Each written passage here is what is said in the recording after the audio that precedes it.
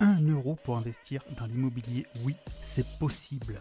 Je t'explique dans cette vidéo comment investir ton premier euro dans l'immobilier à 11% de rendement annuel. Alors si ça t'intéresse, ne zappe pas et suis-moi.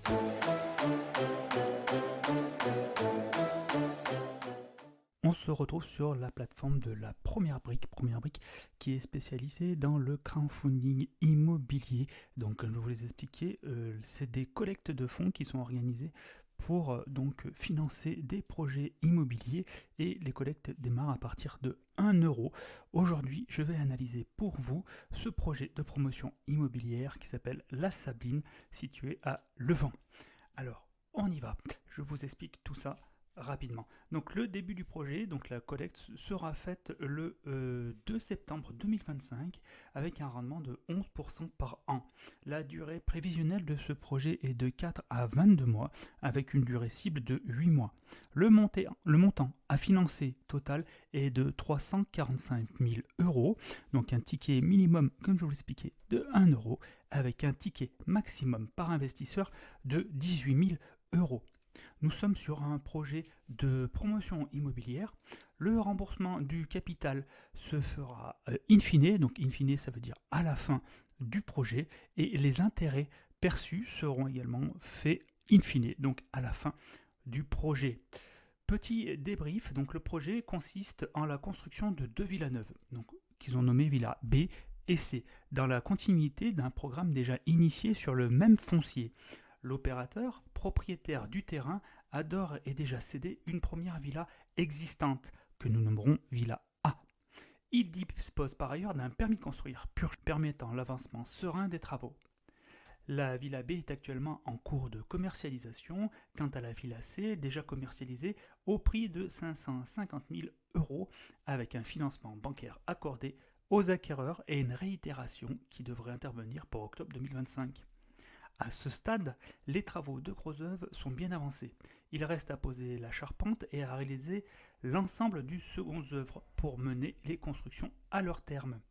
L'opération vise un chiffre d'affaires de 1 560 000 € pour un coût de revient de 1 166 754 €, soit une marge de près de 25%.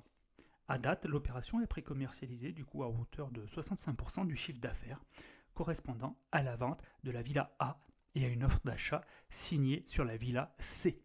Le financement bénéficie d'une hypothèque de premier rang, inscrite sur le foncier, offrant une couverture hypothécaire de 106%, portée à 269% dès le premier décaissement, ainsi que d'une caution personnelle du porteur de 414 000 €. Voilà à peu près le débrief de ce projet.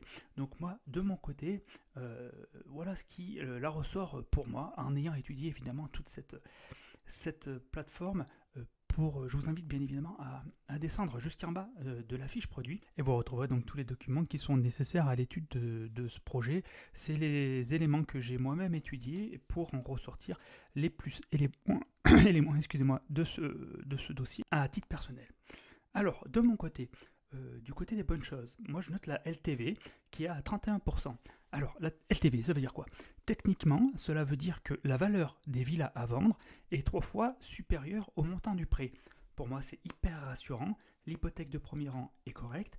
Assortie d'une caution personnelle couvrant 120% du prêt, on ajoute à ça un important décaissement des fonds contrôlé par un tiers qui empêche les potentielles mauvaises surprises. Je prends également en compte que le permis de construire est déjà purgé de tout recours. C'est une très bonne chose. Les travaux de gros œuvres sont déjà bien avancés et cerise sur le gâteau, une provision de 10% d'aléas de travaux est prévue. C'est quand même un gros plus. Je trouve ça vraiment pro de la part du porteur. Généralement, les aléas tournent aux alentours des 5%. 10%, c'est top. Bon, maintenant, moi je vais passer à ce qui pique un petit peu pour moi. Et la première chose, c'est surtout la communication de la plateforme. Et attention, pour moi, ça pique. Je vous explique ça. La pré-commercialisation est à 65% et 71% d'apport personnel. Pour moi, c'est quand même quelque chose qui est relativement incroyable. Pour moi, c'est du jamais vu sur cette plateforme. Oui, 71% d'apport personnel, c'est vraiment quelque chose d'énorme. Mais entre nous, comment considérer le projet pré-commercialisé à 65% en prenant compte que la villa A, qui a déjà été vendue et que nous ne finançons pas dans cette collecte, pour rappel, nous ne finançons que la villa B et la C, je pense que l'inclusion du lot A est vraiment utilisée comme une technique de communication délibérée de la part de la première brique. Et c'est vraiment limite parce que ça fausse totalement la perception du risque pour les investisseurs en gonflant artificiellement le taux de précommercialisation du projet. Et d'ailleurs, tous les autres chiffres généraux au passage. Évidemment, c'est vraiment limite de la part de la plateforme. Je trouve ça désolant.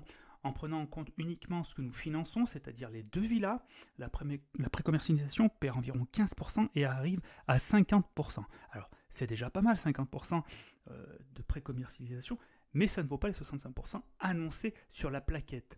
L'apport personnel, quant à lui, passe de 71% à environ 29%. Bon, c'est quand même une sacrée chute, même si je note que ça reste plus que correct comme apport personnel de la part du porteur. 29% sur ce type de montant, c'est vraiment conséquent. Personnellement, moi, ce qui me fait le plus peur, c'est le taux de marge.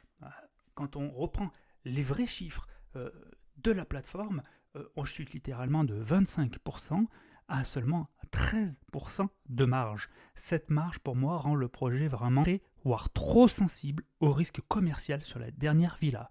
Qui plus est, sur un porteur de projet qui ne possède aucun track record vérifiable. C'est-à-dire que nous n'avons aucun historique de projet de ce porteur. Donc le track record est vierge. Je note aussi une autre chose qui m'interpelle sur cette plaquette. Il nous parle de travaux importants sur la façade de la villa A. Bon, moi j'ai du mal à comprendre parce que la villa A est déjà vendue. Alors, est-ce que c'est normal? D'ailleurs, concernant cette vente de la villa A, pourquoi s'est-elle vendue 110 000 € de moins alors qu'elle fait 12 mètres carrés de plus que les autres villas? Ça, j'ai du mal à comprendre. J'aimerais bien une explication. Le dernier point pour moi porte sur la santé financière de la société porteuse de projet. En effet, le bilan de sa société est fragile, avec une trésorerie quasiment nulle, cumulée avec ce contrat de prêt qui peut mener son projet jusqu'en 2027. Le retard peut être vraiment très long. Mais je le rappelle une nouvelle fois, lisez bien les plaquettes avant d'investir. Ce n'est pas parce que vous faites confiance à une plateforme que tous les projets sont bons. Malgré cela, je rappelle quand même que le dossier de base reste pour moi solide, mais seulement grâce à la LTV qui est très basse et aux garanties qui sont proposées. Après, personnellement, la marge, au final, qui est très faible, le manque de track record et surtout la communication de la plateforme, pour moi, ça pèse très lourd sur ma note finale. Même si pour moi, le projet est quand même un projet qui est bon, le côté communication de la plateforme, la première brique, sur ce dossier-là, me refroidit un peu. Du coup, je mets un 6 sur 10 sur ce projet.